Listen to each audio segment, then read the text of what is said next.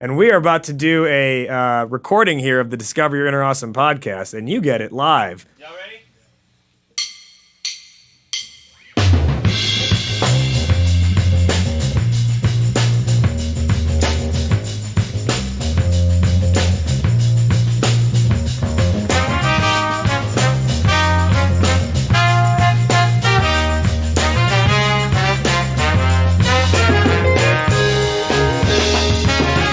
Ladies and gentlemen, welcome back to another episode of Raj Nation Innovations Discover Your Inner Awesome podcast.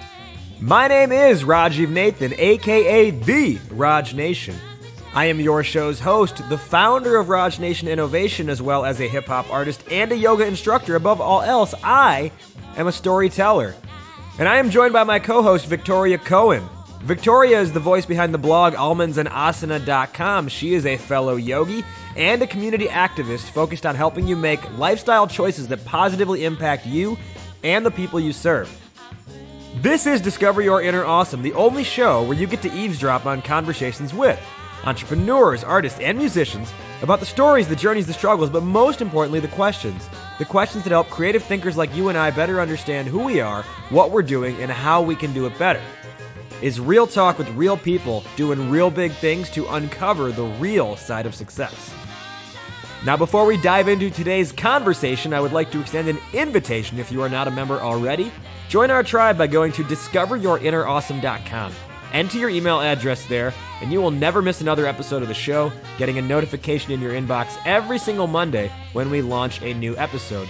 You'll also get my stories, advice, and tips throughout the month on how you as a startup can make your pitch a performance. All right, let's dive in now to our conversation on today's episode of Discover Your Inner Awesome.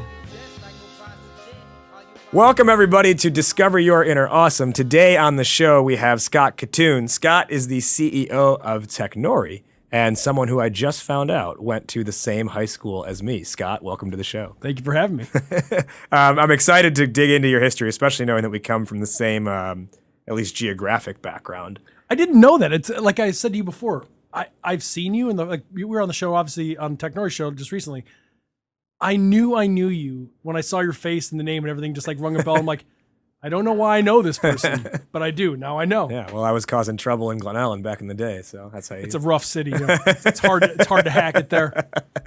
All right, so Scott, our topic today is how do you build economies of scale? We had a conversation a couple weeks ago, and you were like really passionate about this specific topic. So why is this on your mind? Why is this important to you?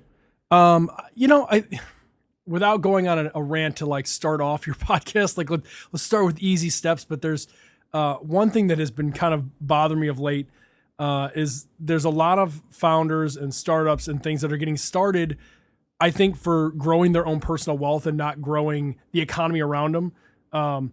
There's a lot of, I can't get investments, startups fail, like, no one wants to invest in our company, it's so hard. It's like, not really. You're building a company that is not investable.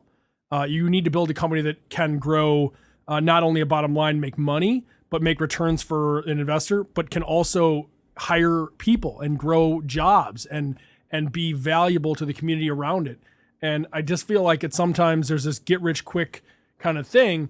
And for all the companies that I work with, like and the companies that call and come on the show and whatever, the ones that we really spend time on are the ones that I think have a tremendous opportunity to scale, and not just scale in terms of size and money, but scale in terms of like size of impact on the community around them. And I guess I just get really passionate about it because there's sort of, I was listening to the Mark Maron podcast on the way in today, and he was totally unrelated. Obviously, it's comedy talking to comedians. And he was talking about the fact that like, he feels like the United States is where the word huckster was like born. And I'm not trying to say that you're a huckster if you're not building economies of scale, but there's something about the 1 to 2 man operation that is it's not genuine. And I think that there's certain symptoms of companies that it's like a multi-level marketing scheme that's also sort of masquerading as a tech company. And it's like, it just makes me feel kind of queasy. And I hear it like, I don't say it to people when they're on the show, but like I hear them come in and pitch and I'm like, I hate you. Like, in my head, I don't say it out loud. So it's a passionate thing. Do not come in and pitch to him. If you are one of these people, he will hate you. I'm not, I'm not gonna hate them. Like I respect it. Like you do what you got to do, right? You do what you do. But that's not to say that I guess the main point for me is don't be confused or like come back complaining when people aren't helping you build your business, and when investors aren't putting money in, and when the opportunities aren't unfolding for you, when you're building something that only helps you. And I guess that's the moral of the story. And so it's like, I would love to spend all day long, every day, talking to companies about how to build for scale, because sometimes you can have an idea that might be a couple $100,000 to you, and that's perfectly fine. But don't use up everybody's resources trying to build that company because we need them. There's people out there who need those resources to build a company that might be 200,000. You know, I'll give an example. When CleverSafe got sold to IBM, he made 81 millionaires. That's economies of scale. And so if I could spend all day talking about, or this show at least with you, talking about, you know, some of the differences in how to do that and how to build a company that has real purpose and can really, you know, improve the lives of a lot of people, I think that is much more important to our community, and I think it's more important to our generation, especially as those graduating college with no jobs. I mean, you got to figure something out. So it matters to me. I love it. I think it's going to be a really, really interesting conversation. So let's take it back, way back in the day, a few years. So we both apparently grew up in the same town, went to the same high school, just a couple of years apart, which is really cool to learn. It's crazy. Glenbard South High School, for anyone interested out there. Yeah, right. In Glen Ellen, Illinois. So, you know, we both came from the same town. What is your impression growing up in Glen Ellen? Lived in a bubble. There were kids that graduated in my class and after me and before me, and that called themselves a posse. You know, like they had their own little group, and they were all the same, like rich white kids with spiky blonde hair, blue eyes. You know, well, and this was like late clothing. 90s, so you were like the peak of spiky blonde hair and baggy jeans. Yeah, listening to Juvenile in our like Mustang SVT as you're going out the driveway because you're just so cool. You know, everybody's life was the same. I mean, and that sounds, that's not actually true. That's just how it felt. Like I found out afterward that there was a lot of kids that were at my school and at Glenbard West, which is the other school in our town, that did not grow up with that environment, did not belong to a country club, did not, you know, spend their days golfing all summer. And one of the first times that I saw that there was a huge difference in things was like a decade later. I ran into a couple of guys that went to Glenbard South as well, and I knew that they had gone to South.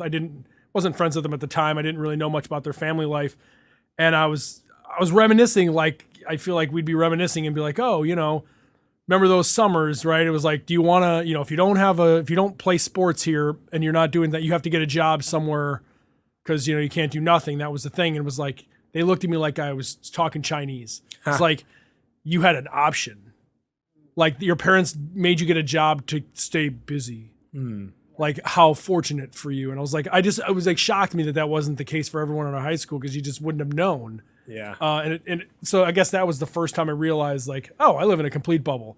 So like all my friends are the exact same person. And this is it, hopefully none of them listen to this because I'm going to trash them a little bit. The theme of this show I think is going to be that we're going to talk about the economies of scale and all that. And it's important and cool. But like my journey is like the perfect hypocrite. Like I'm like everything that has happened to me in my life would suggest I should be a different way. And everything I say and want and do aren't necessarily things that I do and have done. But to that point, my friends, like I would say, I would get into fights with some of these guys, like, you know, over time, just, you know, whatever, growing up and through college.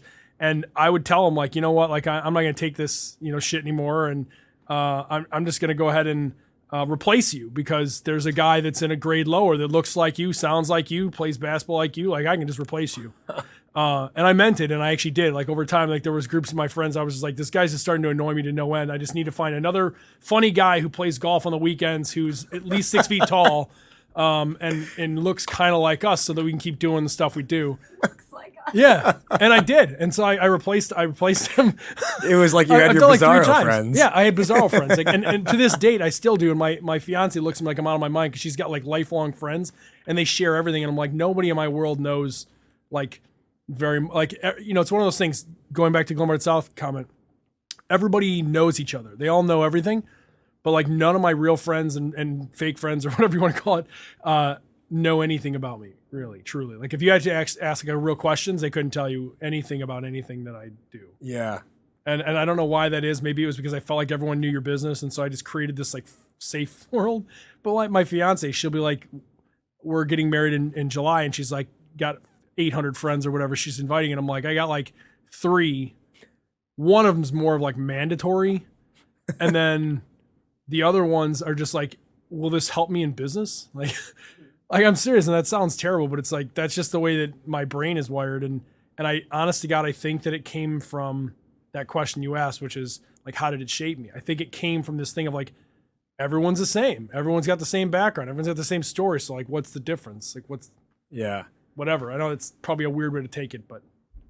Yeah. So, okay. I want to go back and then build back up from where you were, but I'm really curious because like what you were saying at the very beginning, and I think like why it sounds like you're passionate about this topic, and what you mean by economies of scale is making a business that is beneficial for more than just the person who's starting it, right? So like if the plan is to exit or sell or whatever, that like not just the CEO is going to make money, but that it's going to have a broader impact, whatever that impact is. But I feel like, and I guess you did preface it by saying you live the opposite kind of than what you preach, but I feel like what you're saying is like a little bit different than that in terms of like people being more dispensable. Right. I don't even know what I'm really asking. I'm just confirming. No, I think you're getting. You're right. saying like his attitude, your mindset about like friends is like they can be replaced. But what you were saying before was like you need to build things that are going to take care of other people. Yes. Yeah. So like here's the great hypocrisy that is me. I care a lot about people. I care a lot about the community. I care a lot about doing well.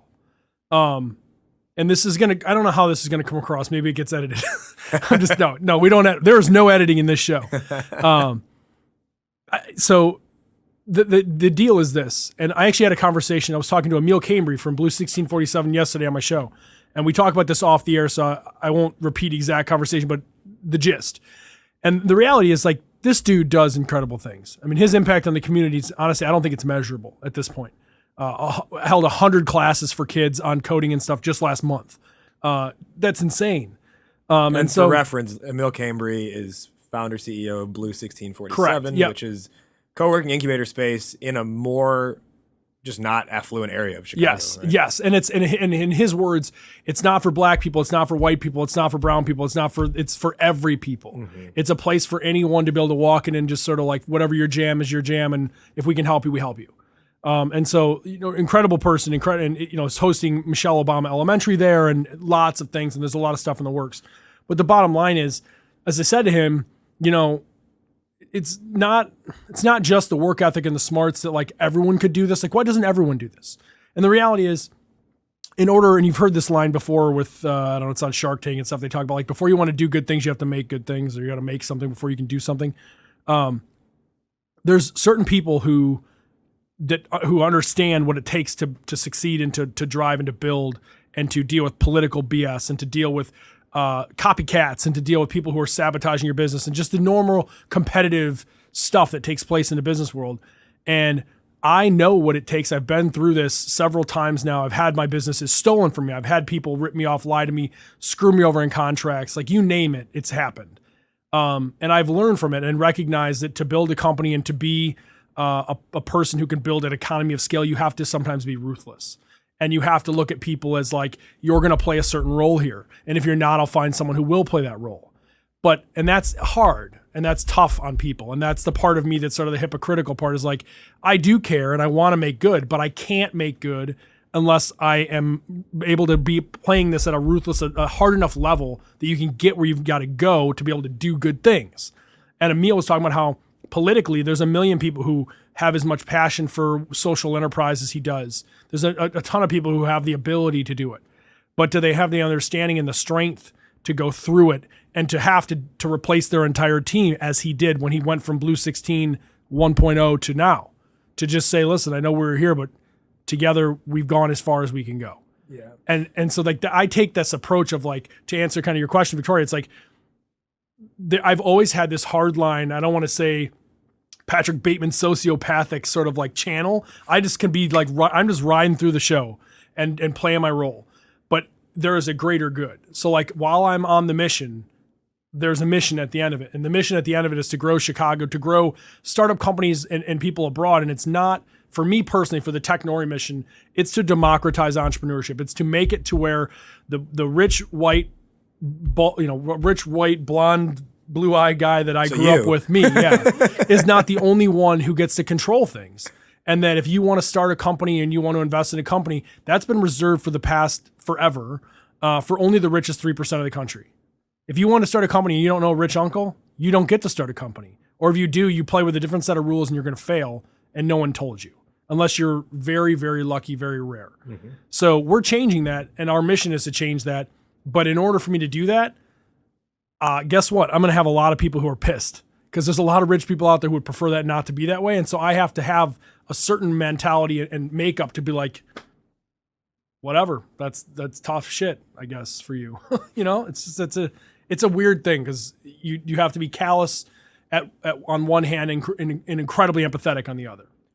So let's kind of go through your own entrepreneurship history then. So so this is all going to come full circle in this story. I know. So you go to Northwestern for college, or excuse me, you go to Marquette for your undergrad, and then you end up being a commercial property manager for a few years. Yep. So your first really endeavor in entrepreneurship, I would say, is after that with Inequity Chicago. So yes and no. So I've I never have fit in well into like a group. Like I've always been on the outside. Like when I was at Marquette, I had my buddies on the soccer team, my buddies on the basketball team. I had my buddies who were just, guys that I knew from high school that still went to Marquette, or girls that went to Marquette. And I would, in any given night, I would hang out with 3 different groups. I never clicked in with one. There's some people I went to school with the whole time would consider best friends, and I never went to their apartment. Never saw it. No idea. I was always this person to just sort of outlier around. Like everyone knew who I was. Like, oh yeah, Scott's doing this, whatever. I would hang out with the people to get this. I wanted to pregame, so I hung out with them. Then I wanted to go to the bar, so I hung out with them. Then I wanted to go to this whatever, so I went with them. And so what ended up happening out of that is I sort of grew this independence where if I wanted to make money or I wanted to pursue something, I would just do it, even if it wasn't in the curriculum. So like I was an advertising major at Marquette, and they were like, oh, you need to do this project. And I was like, that sounds stupid. Like, I don't want to do that. Like, it's just a waste of time. And they're like, well, it's part of your grade. And I was like, well, it's stupid too. So what do you want me to? They're like, well, you have to do something. So you can't just do whatever you want. And I was like, all right, I'll do whatever I want. So I left and went down to the bars, and I started doing free advertising, like drawing designs and stuff. And I actually ended up doing one for Johnny Walker. And then I turned this work into school, and then they gave me a grade for it. But like none of the stuff I was doing for money / just for whatever reason. I don't even know why. And then the school basically was like, all right, well, we'll give you grades for it. Because like you have to get grades. And this theme like starts going from there. So like that led to knowing that I couldn't just work for a company, right? So it just made me feel, I guess I didn't fit in well with groups of people. If they put me in and said, you're going to be in this line, Scott, you're going to have a cubicle, and in 3 years you'll be an assistant cubicle guy, and then in 4 years you'll be a senior, and then you're a director. And then when you're a director of cubicles, you're director of cubicles. And then eventually, you'll be here. Like that track for me was like, I was getting pissed listening to it, let alone doing it. So when I graduated Marquette, I have an uncle-in-law, whatever you call it, who was very successful. Uncle-in-law? Uncle-in-law. Oh, okay. Yeah, uncle-in-law. Uncle-in-law. I don't like uncle-law. It's like you say like the yeah, law. Do you supposed to, is it uncle if they're married? I don't know. Uncle-in-law. Yeah. Something like that. I would just say it's an uncle. All right, well, uncle. Depends on how you view the relationship. So uncle, who is a successful entrepreneur and was running commercial media or commercial real estate company. And I thought, well, he's loaded and things are going well. Like I'll work with him and I'll get loaded and things will be great. And so I started doing this and I didn't know anything about it. And he threw me to the wolves, and I resented it and resented him over it. Just the way things went. Cause in my mind, I thought it was going to go differently. And I thought a lot of value for them. I was recreating their processes. They didn't even have the internet when I went to work for them. Like they didn't have an email like that. This is in 2007. Like what the hell? Wow. Right. So like, I felt like I upgraded you. And I did such a nice job of upgrading things that when I left to go to Northwestern, they didn't even hire a replacement because I had automated the entire process essentially. So I felt like I was owed a little bit. and I didn't get anything in return for it. And I learned so much about what I do now, and my entire business model is based on what he was doing. And I haven't told him this yet, and I probably will someday soon here, but I left pissed. Like, I was not happy. I was resentful. I wrote him a really wicked, mean note when I left, because he kind of, like, I felt like he was tarnishing my decision to leave and sort of telling people like I was an idiot for leaving. And I wrote him like a 3-page like FU, circled, bold, printed, stamped on it. Like, that's how I felt. And so fast forward like all this time later, and it turns out like he and I are a lot in common, and he is, understood what it takes to succeed at a high level, and knew that I was lazy, and that if he didn't drive me and put me in there at all times, that I would just flare, I'd just go watch Netflix or something. Like, I wouldn't do anything. Well, which at that time you'd have to be ordering the DVD. Correct. I did. Yeah, I did have the DVD, which I was a very early adopter on the Netflix DVD. So was my grandma, weirdly. Oh yeah, it's the best. But so anyway, like I guess the point is, it's like a weird stop where in your storyline, you would glaze over it, and it would just be like, oh, there was this time that he managed a few million square feet of commercial real estate and whatever.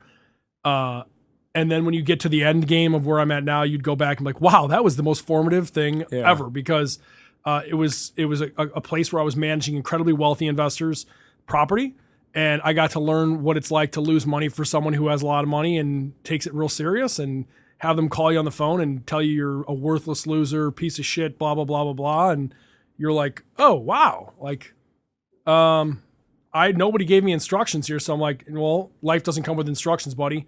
You just lost a bunch of money, so you have to work extra hard to make it back to me. And I was like, but I wasn't even. But it wasn't my fault. Yeah, I don't care. Like, that was my money, and I want it back. And it's like, oh wow, you're not kidding. Like, okay, any ideas on how to do that? No, that's your job. Okay, have a nice day. Click. Like, and then I go walk over across the hall and be like, hey, like, I just, things didn't go well. Obviously, we lost this lease, and this is what happened. And it'd be like, well, welcome to adulthood. Poof, door shut. Like, Jesus. All right, this is the real deal. And so then it was like that, and learning how to write contracts. And long story short, I figured out how to do this by locking myself in their office on a couple weekends. And I pulled out, we had a couple million square feet of real estate, so you can generally get how many leases there are in this. I went through every single drawer of every single lease from every single property across 7 states we had, and read them lease cover to cover. Each lease, 60 plus pages, cover to cover. To where when someone would call me on the phone and they asked me a question, instantaneously I knew what lease, I knew what number, I knew what their how much they're paying per month, I knew what their CAM, real estate, recs, couple years, taxes, everything. I knew it off the top of my head. And there was lease terms and things that were specific to different places. I knew every single detail, so that the next time when someone called me and was like, what happened, I could shake them down. And the turnaround ended up happening is the recession hit. So now everyone's in free fall. And we made more money during the recession than we ever made in the history of the company. And it was because I had such a mastery of the leases and the terms and the outs that I was able to get us out of occupancy, lease kicks, and things that I knew because I had memorized and read them, that everyone else was just losing. They were just, people are pulling out. The tenants were just leaving because they thought they could. And so I kept us from having that happen. And then I was able to figure out in a recession, like, what kind of products and services do people use when they're broke? They drink heavier, they smoke, they eat shitty stuff, they wear cheaper clothing. So I started going and negotiating these like short-term quick leases with City Trends and alcohol and tobacco and, whatever. And that put us in a spot where all of a sudden we've got much more money. And then it's like at the same time that everyone else is losing tenants, we're rolling. I got people coming in with bags of cash, paying a whole year ahead, because they probably illegally sell tobacco, but that's a different story. So it's like that taught me, that was like entrepreneurship 101. So then I know that I'm tired of making other people money, and not getting anything in return. Like, that never changed. I never did get what I thought I should have gotten, but it is what it is. So I decided I was going to leave and go to Northwestern. I wanted to go to law school. And then I started talking to a bunch of lawyers, and, I took the LSAT and did all this stuff. It's like, this is awful. Like, your guys' lives suck. Like, I'm thinking I'm going to be Tom Cruise in A Few Good Men, right? Like I'm going to be rolling on thundering down. And they're like, yeah, like very few people get that. And it turns out with the personality in the show and stuff and the host and stuff, I probably would have been able to get like a court appearance going, but probably would have been my own court appearance. But the bottom line is I didn't see the path. I didn't see how that was going to get me any happier. And so for like a lot of people, for no reason at all, I went and I just went to do a random program at Northwestern because I had gotten into their school and they were like, I didn't want to take another, GRE or anything. I didn't want to take a GMAT and retest. I just took the LSAT. So they accepted it and let me take took the score I had and let me do a program that was not law. And then in the middle of it, I caught onto a project in innovation and basically just stayed on it for the next 2 years. And when it was a 1-year master's program, when it came up, I was like, well, I'm still want to work on this project. Like, and they were like, you have to be a student. And I was like, oh, well, what other programs you got? What was your original master's program? Yeah, so it was innovation. So innovation and communication. And it was like a bunch of classes from a bunch of different stuff. It's like there were some law classes, some marketing classes, communication classes, all this stuff. And, there was a project that took place that I thought was particularly interesting. And it was with a company called Big Frame, which got bought by Google. And so I wanted to stay on that, obviously. And so they asked me, like, if you want to stay on it to be a student. So I was like, what other programs do you have? And they're like, well, we can get you in a program called Media Management, which is done through Medill and Kellogg. And I was like, well, that's a perfect deal. Like, I got the media thing going. Management would be great to learn more about it. So I jumped on it, got to stay on the project. Medill was a complete disaster. Apparently no one at Medill at Northwestern knew that the entire media industry was going to collapse. I told them. They were not happy. They literally tried to force me out of the program. They didn't. And then ironically, they ended up starting creating a master's program called Media Innovation and Entrepreneurship, which they used my transcripts for the 2 years, the 2 programs I was at to create. So it turns out after a couple of years went by, they calmed down a little bit and they recognized that they were all screwed. But yeah, so that was kind of the track. And where that all ties into this is during that program, I went downtown to 1871, which at the time was like 15 people in like just the narrow hall that is when you walk in, and was like, holy shit, this is legit. This is cool. Like, there's some tech people. I went to this event called Technori, and I was like, wow, these companies are legit. These people, I think, ironically, Rishi Shah was pitching at that event. They were just announcing Outcome Health before it was Outcome Health. It was Context Media. Context Media. So they were pitching on stage. That's to date this back, how far back we go here, like 2012 or 11, whatever it was. And it was like, wow, this is awesome. And so then I started spending a little bit more time in the entrepreneurship thing and recognized that it reminded me a lot of real estate. It was like the Wild West. There was the haves and the have-nots. And if you knew something and you knew how to make things happen, then you had a lot of ability to rise up this tech platform here. But the platform and the community needed some serious building in order to get access to like real money and real opportunity. So when I left Northwestern, actually in the middle of it, I started building with a couple of friends who I replaced. I started building this Partners Nequity Chicago thing, which the idea was it was essentially an innovation consulting firm, which the concept has been stolen and copied a million times to success. We just didn't have the money and the run and the knowledge to build the business out the way that it could have been. But we got some good clients. We got Sun-Times, we got the Tribune, we got Underwriter Laboratories, several other clients that were like fairly large. And the gist of it was basically using design thinking to solve their problems. And then what became a common theme was that one of the big problems was the understanding and use of media. And that could be for marketing, but that could also be internal. It could be a lot of things.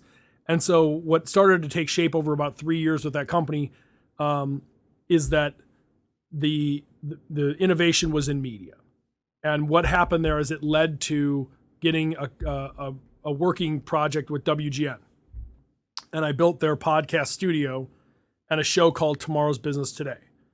And they had someone else hosting it, and she was awful, and she didn't get it. Like, they didn't get it. I was like, there's this 1871 thing, and it's going to be big. People are going to love this. It's going to be like where all the kids go when they graduate college is they don't know what to do. This is the next thing. And it's a huge opportunity for Chicago. And they were like, no. So they started talking about food truck drivers and plumbers. No one gave a shit about that, so no one listened to the show. And at the time, people were still saying, like, podcast, that was 2006, that's done. No one liked it. Obviously, Raj, you found that that's not the case. So at any rate, they crashed it. They shut it down, called me back a couple months later. We're like, hey, do you want to try this again? And I was like, yeah, but I'll host the show, and I want the rights to it back because it's mine. And they were like, okay, it was a disaster anyway, so sure. I lied and said that I had hosted shows before, which I had not, and just went. And I started doing it the way it was supposed to be, which is innovation in tech. And I got to like 500,000 downloads in about 9 months. And then they started talking about picking it up and turning it into a real live show. And along that same time, I had realized that with the company I was doing, the whole purpose of the show was to like drive traffic to that company to do business consulting work. And I just like doing the show a lot more than the consulting. Like, I'd love to sit down with you and talk about how to build your business. But then once you start trying to like, screw me over on hours and dollars per hour, and it's like, all right, I just gave you like a business saving idea, and now you're scrounging for pennies on this. Like, dude, come on. So I left that, and also the partners that I'd started with were friends then, and we're not friends afterward. Okay, so amidst all this, you end up becoming CEO of Technori. Yep. Seth Kravitz founded it. He hands the reins over to you. This has been since about 2016, so we're looking at almost 2 years now, exactly, right?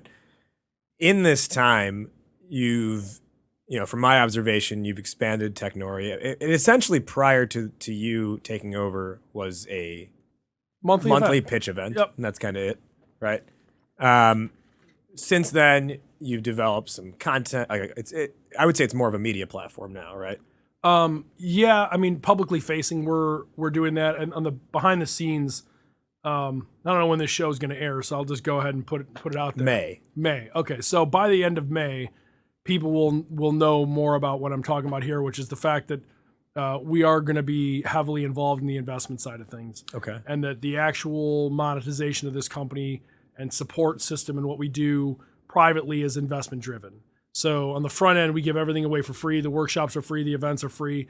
We added equity crowdfunding so that at every event and on every show, when companies call in or they're pitching on stage, everyone on stage can invest directly in the companies so that, again, the democratization factor. You don't have to rely on one rich person to pay your start. You can raise up to $1 million from the audience and get rolling. So, where all this kind of came together is with the media side of it is important, but as we talked about before, media is in deep trouble. So I didn't want to take this over and then potentially crash it into the ground because we made it very top heavy with the costs and expenses of driving a media company. So I've built up the podcast, and we've got a live show on WGN now, and the events and the workshops, and we got private dinners, and then privately behind the scenes, there are companies from that whole mess of companies that come online that we pick out personally and say, I think I can really help you. And bring them into our co-op, and then if we choose to invest in them with capital, we do. Okay. So then now let's kind of get into the weeds of this whole economies of scale concept. When you started, you mentioned that the line I wrote down was, you said, "Don't be surprised when you build something only for you. Don't be surprised when things don't go as you're planned if you only build for yourself." Now, how do you juxtapose that against the whole notion that people say, when you're starting a company, you're supposed to be building for a problem that you experience, or that oftentimes that's what happens with entrepreneurs? No, go. I was going to say what I interpreted from you, but you just tell me. Oh, no. So I think that line has been misused a little. I don't mean from what you just said. I mean, I think the line that the solve your own problem thing.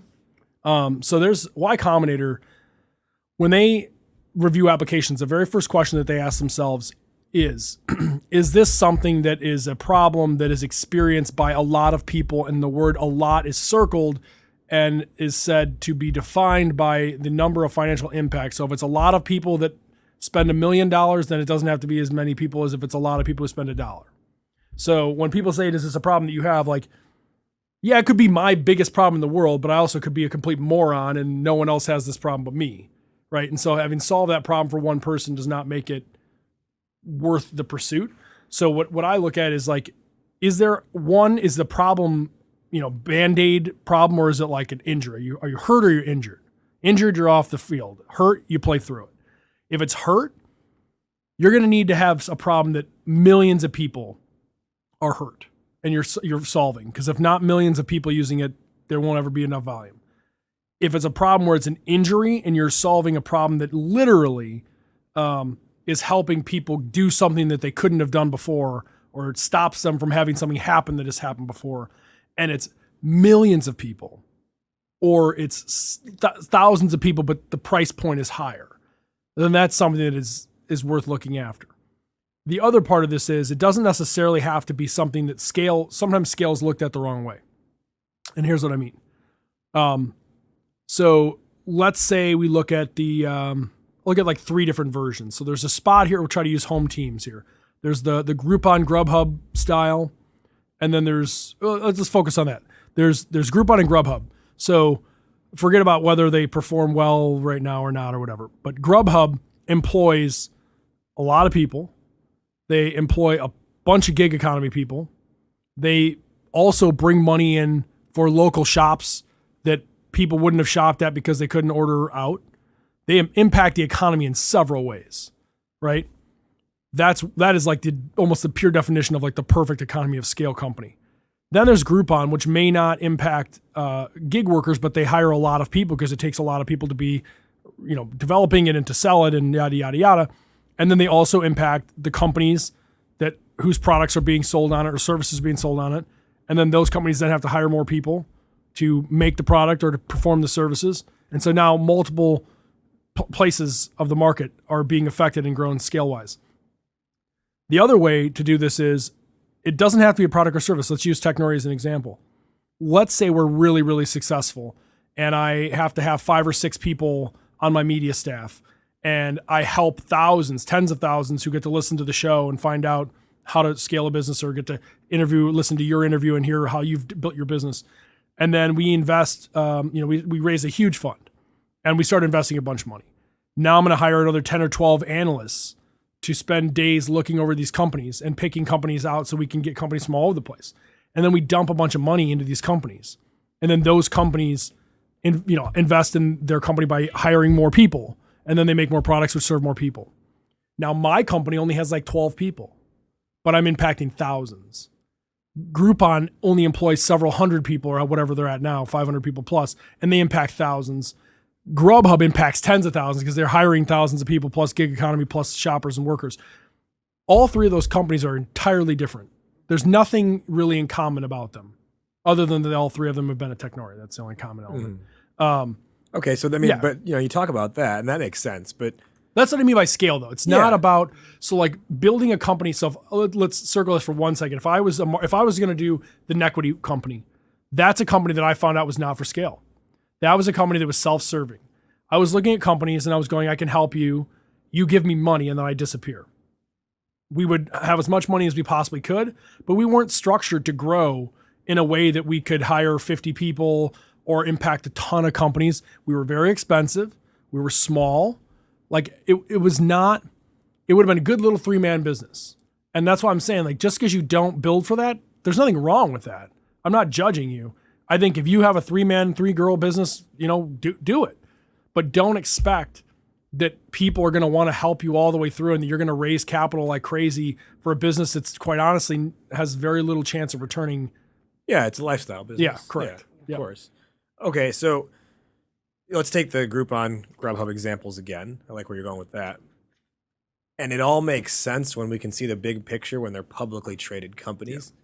But if you're, let's say you're building a software company right now, how do you even start thinking down that path of not just like scale in terms of revenue and customer acquisition, but this like all-encompassing economies of scale concept. Yeah. What do you even need to do to start thinking on that track? That's a good question. I don't even know if I have an answer to the question as much as it's a feeling. When I look at companies, I feel like I can just tell whether or not this is something that has true growth potential. In other words, is this just one product that's going to be bought by Microsoft and they're going to add it to their stack? Maybe. Like I said, there's nothing wrong with it. I just think that a lot of times you get too many people who find a little niche and they think they're just going to grab it and the hell with everybody else. So, I mean, from my standpoint, it's more of just like a personal look. Well, I think it's interesting coming back to something that you said. And so now these two things are kind of juxtaposed as the idea that you have to be both, you have to have both a mission that not just helps other people, but that is beneficial for more than just yourself as someone who's going to make a quick dollar and get out, but you have to be ruthless. And I think a lot of times it seems like, because I feel like that's actually something I'm struggling with massively right now. And my husband and I have had this conversation. He's like, you have to be more ruthless.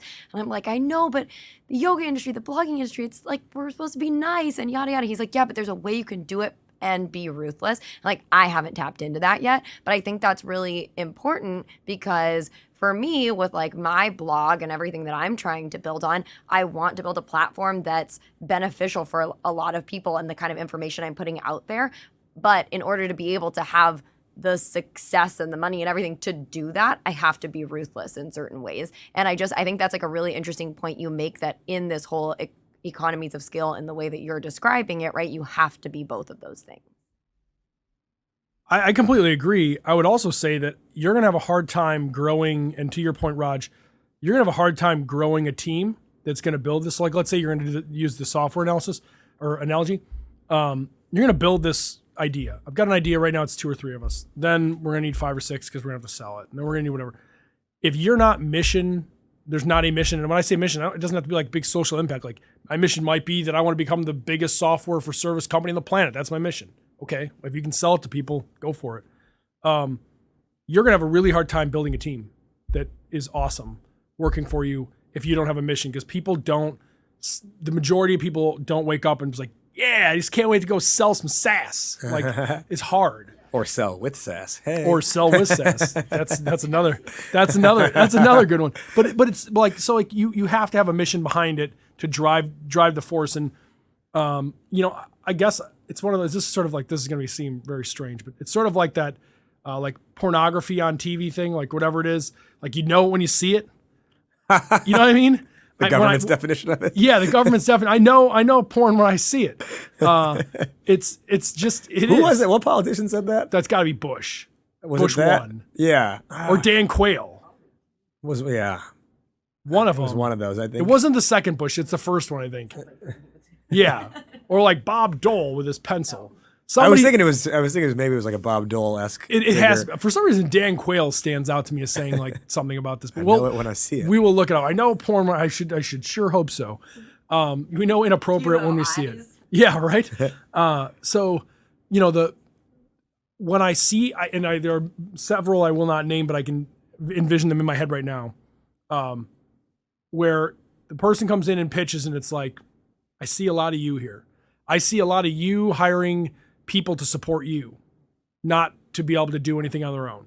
I see you creating some way to game the system, and I don't mean that in a bad way, just finding a way to like make a niche, and then being able to, now you need somebody else to sell your service to other people so you can get more people, and then now you need someone else to like kind of manage you. It's all about you. It's continuing to be about you.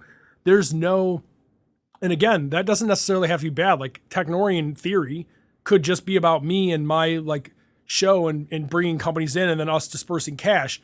But the management style might just be about me. Again, the hypocrisy thing. The management style might be about me, but we're doling out cash and we're doling out audience for a bunch of people. So we're doing the scale thing. It's just different from other people. So like, when I say this, I just want to make sure people know, like, I'm not criticizing anybody, whether they're going this direction or not, or if it's a 2-person trick, or if it's something bigger. Like, there's no criticism or judgment.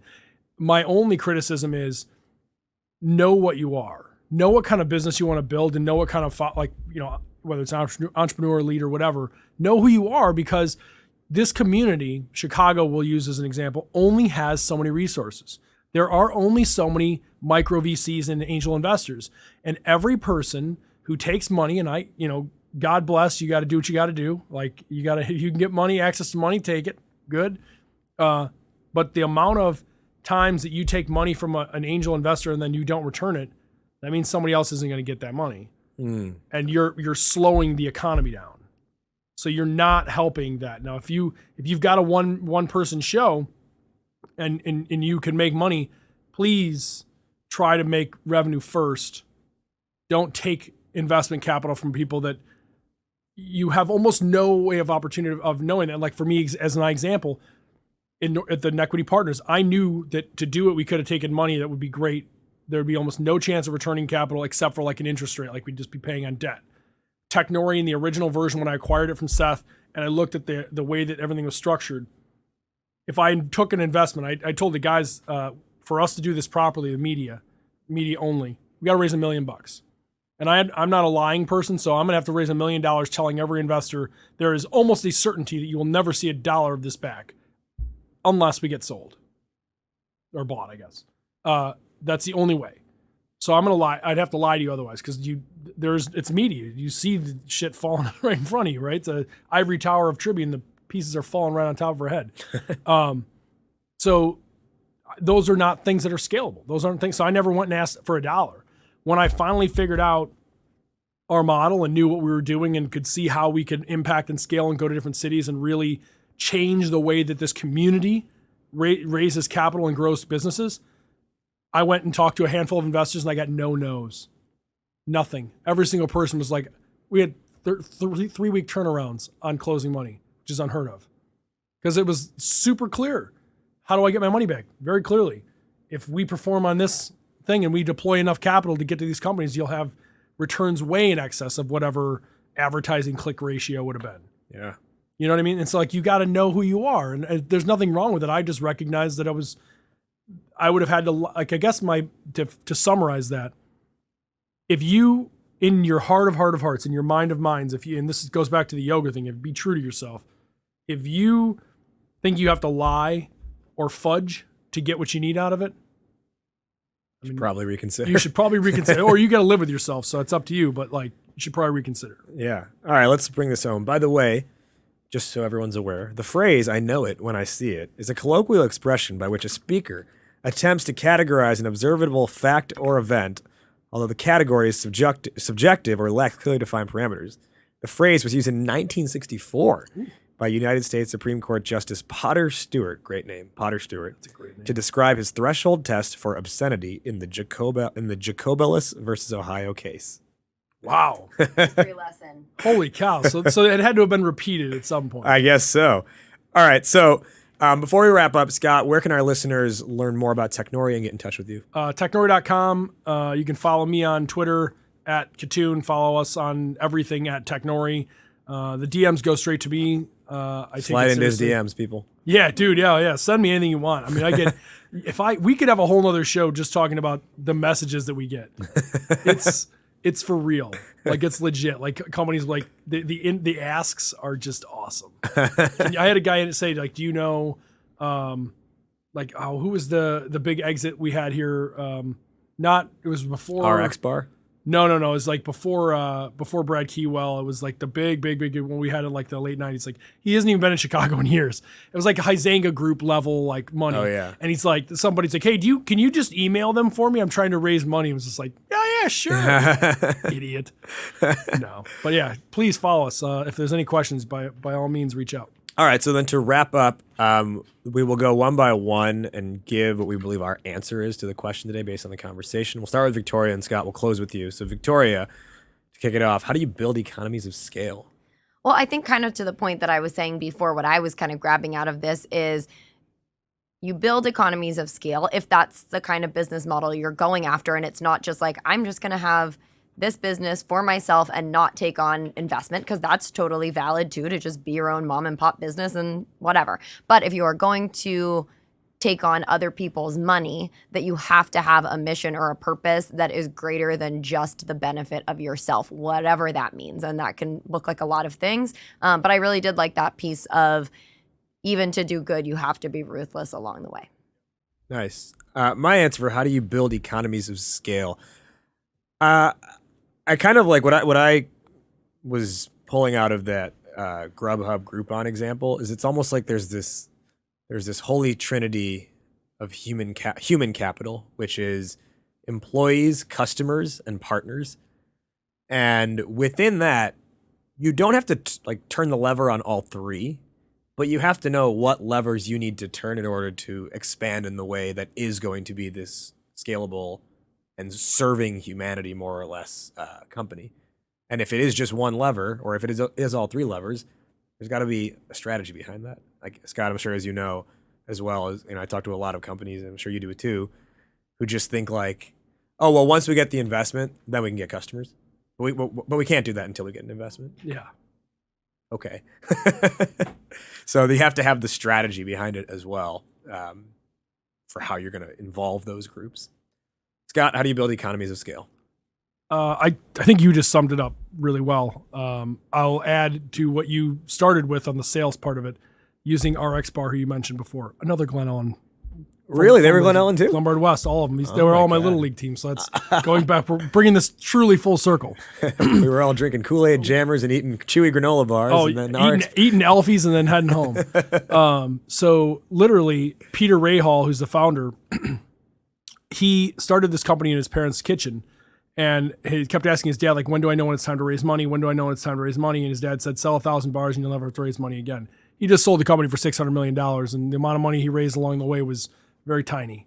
Bridge loans and things like that to help support the sales. He built that company because he wanted to eat a good protein bar and was tasty and gluten issues and things that he had. He found out over time how to build that company in a way that could scale and affect and impact people. Then he found a way to get the product out to those people. Then he found a way to get the product at a price point that would reach people. And now he figured out how to way to make sure to get that bar, RX Bar, on the table and counter of every single place in every single grocery store in the country by selling it to Kellogg. So how do I build economies of scale? I literally look at my company. I look at what I wish it to do, and I do everything I possibly can to let it impact the most number of people humanly possible. That's how I determine my success. Am I reaching the people that need what I'm making? And that's it. That's awesome. I love it. Scott Kitun, thanks for joining the show. Glen Ellen's finest. Glen Ellen all day long. Thanks for having me. Left out. You're not missing much. That wrapped up our conversation. Did you, the listener, enjoy this episode? If so, the best compliment you can give us is a rating and review on iTunes. Ratings and reviews help more people find the show, therefore more people get to discover their inner awesome. While you're leaving that review, go ahead and subscribe to the show on whatever platform it is you listen, whether that is iTunes, Google Play, SoundCloud, Stitcher, or the various other podcasting platforms in which you can find the show. For full show notes, references, and resources from this episode, you can grab it all at discoveryourinnerawesome.com. Also check out our 100-plus episode archive while you're there. Whole lot of awesome for you to dig into. That'll do it for this one. Thank you again to our guests for joining. For Victoria Cohen, I am Raj Nation. You have been listening to the Discover Your Inner Awesome podcast. We will see you next time, but in the meantime, take care and be awesome today.